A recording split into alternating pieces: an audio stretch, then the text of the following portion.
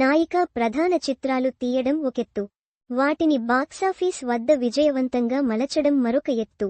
రెండోది జరగకపోతే ఇక ఎప్పటికీ ఆ నిర్మాత లేదా దర్శకుడు లేడీ ఓరియంటెడ్ అనే మాటే ఎత్తడు. అందుకే పరిశ్రమలో హీరో సామ్యం డామినేషన్ ఎక్కువ.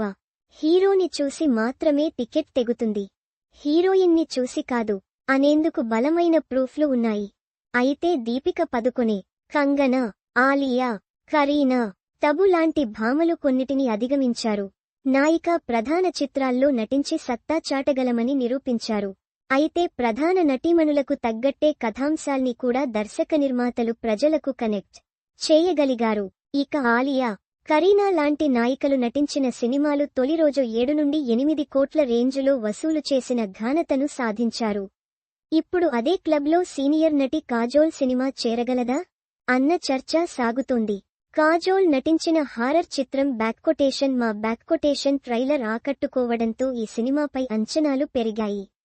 కాజోల్ ఇందులో ఓ ఛాలెంజింగ్ పాత్రలో నటించారు. తన నటనకు పేరొస్తుందని అంచనా వేస్తున్నారు.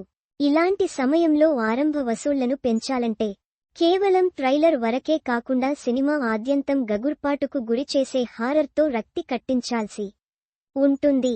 ఇటీవలి ముంజా, శైతాన్ వంటి చిత్రాల సరళిలో బ్యాక్కొటేషన్ కూడా క్యూరియాసిటీ పెంచింది.